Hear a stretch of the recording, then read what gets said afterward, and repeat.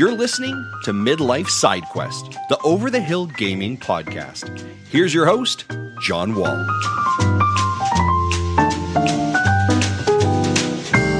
Welcome to Midlife Side Quest, the Over the Hill Gaming Podcast. Each week, I, John Wall, will bring you the latest gaming impressions, news, and industry happenings delivered to you in under 15 minutes to fit your busy life.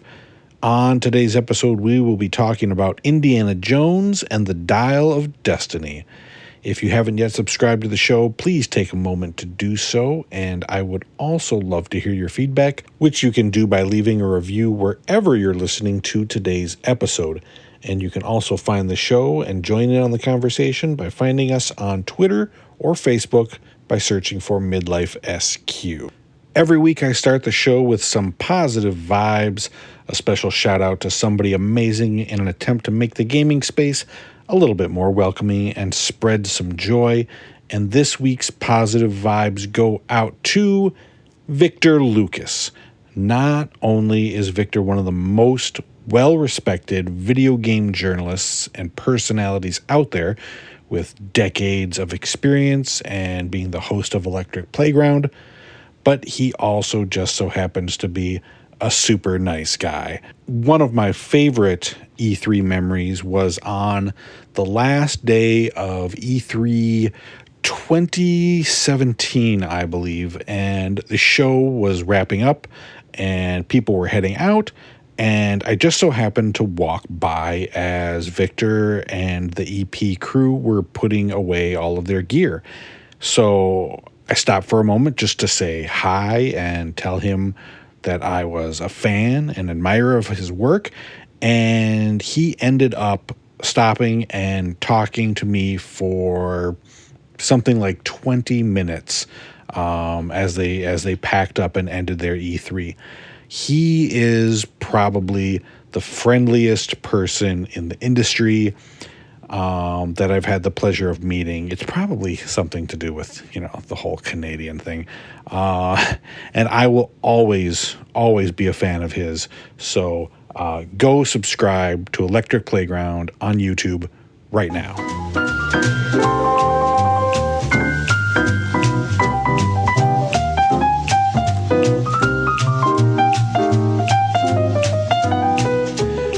I was born in the late 70s, so I grew up on 80s action heroes. Luke Skywalker, John Rambo, Ellen Ripley, and of course, Indiana Jones.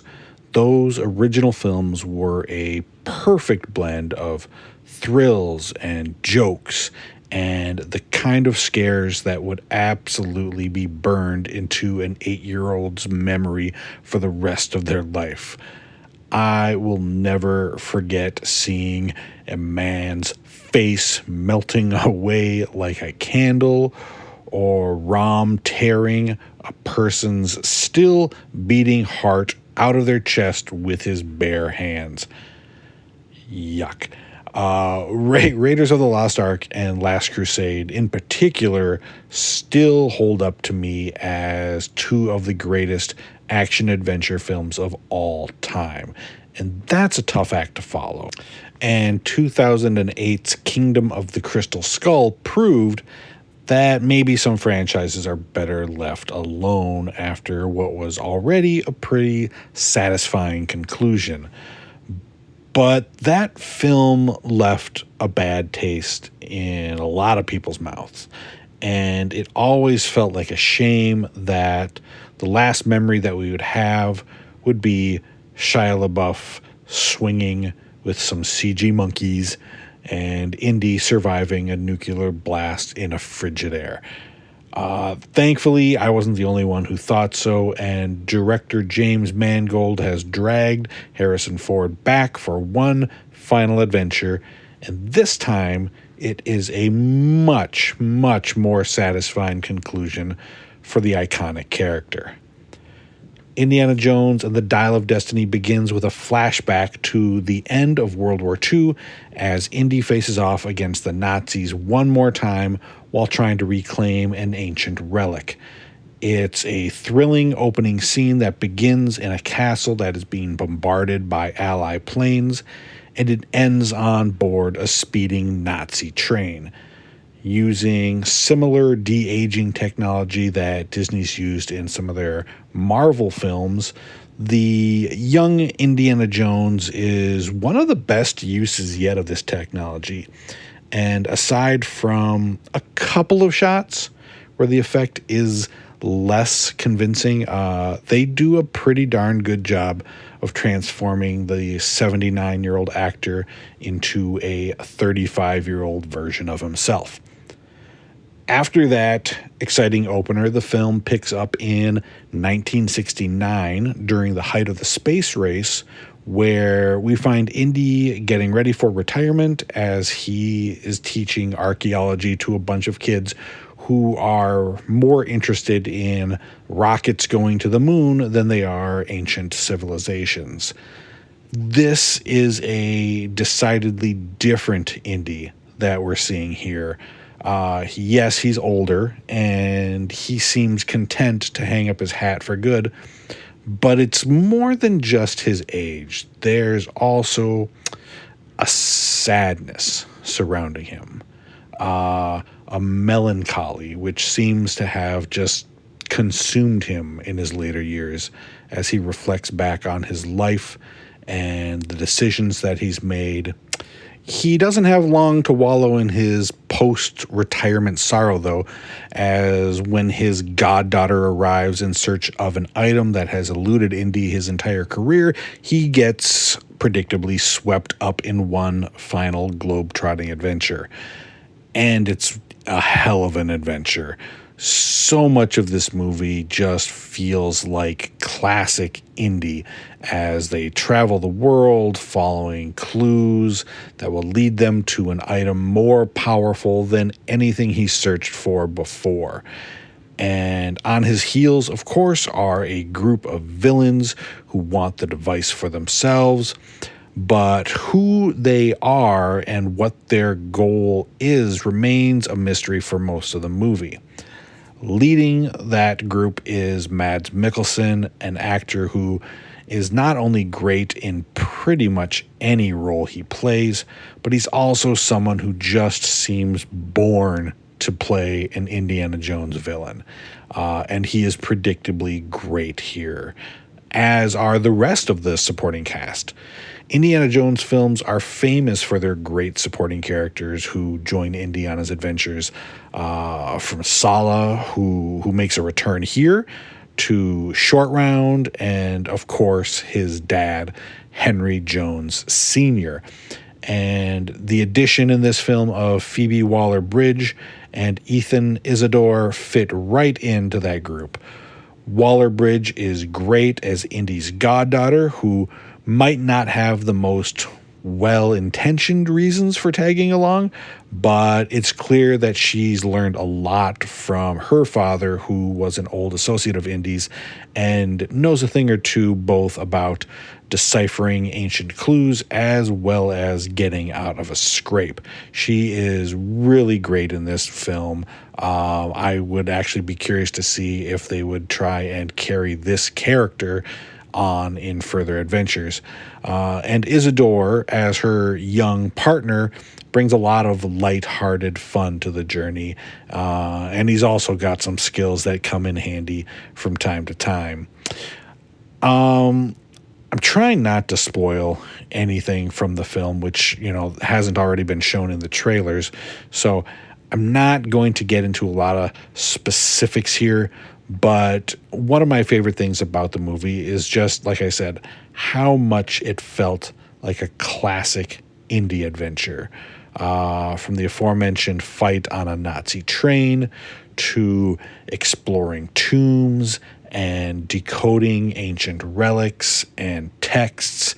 It has all of the excitement that you would want from an Indy adventure, including a good dose of humor. It checks all those boxes. Most of the issues that I would have with the movie are pretty nitpicky, but if I had to look for some, I'd say, the original trilogy had a certain wackiness about it. It wasn't slapstick, but there were moments of silliness during the action, which I really loved in those movies. And I don't think there's quite enough of that here. And also, while I understand the risks of putting a 79-year-old man on a bucking horse, there are just a couple of moments when the use of CG, to put Indy into some of the more action-packed moments just doesn't quite work. It's not bad, but anytime that you notice that something is CG, it does pull you out of the immersion just a little bit. My favorite thing about this movie, though, is its heart. It has a really good heart. There were lots of comments before the film came out about how Ford was too old to return as Indy, and I really don't like that. I push back on that hard. We can be so quick to dismiss people when they get to a certain age as if they are of no more value to us. And why is Indiana Jones' life any less interesting now that he can't outrun a boulder? Although he can apparently still jump out of an airplane. The movie does a great job of examining what it's like to get to a certain age and, maybe you feel like you're not as useful as you once were. Or, you're looking back on the regrets you may have about your life. And these are all moments in a person's life. And while, I'm not 79 yet, these are things that I could relate to a little bit. And I really thought that they handled it well, especially in the film's finale. This is a beautiful and fitting send-off, and one that the character and us fans truly deserved.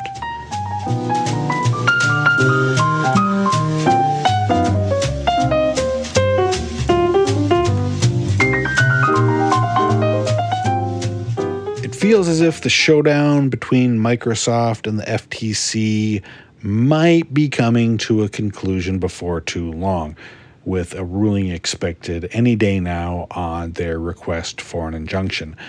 While I've found the hearings to be really fascinating from an industry perspective, I love, the inside baseball of the gaming industry. I can't wait for all of this to be over. Not because I feel one way or another about whether the acquisition should go through, but because this deal has brought out the worst in a lot of people. Ever since those hearings started, my social media feed has been filled with more console warrior BS than ever before.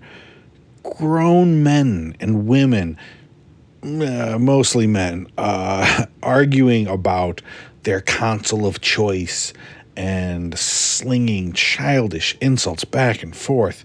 Sony pony this and Xbot that. It's so sad, really. I'm a grown man. I am almost 50 years old, and my day is full of so many things to worry about, from my health to my kids to the entire world seemingly crumbling to dust all around us. The last thing I'm worried about is if one person likes PlayStation more than Xbox.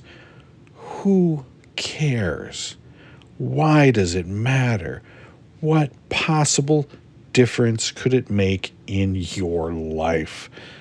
Social media wasn't exactly rainbows and unicorns before this trial, but man, it has stoked the fires of stupidity, and the day when we can finally move on cannot come soon enough.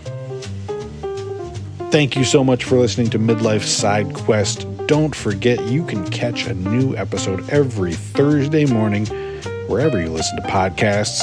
And if you enjoyed this show, you can show your support by subscribing and leaving a review. And you can follow the show on Twitter and Facebook, where we go by Midlife SQ.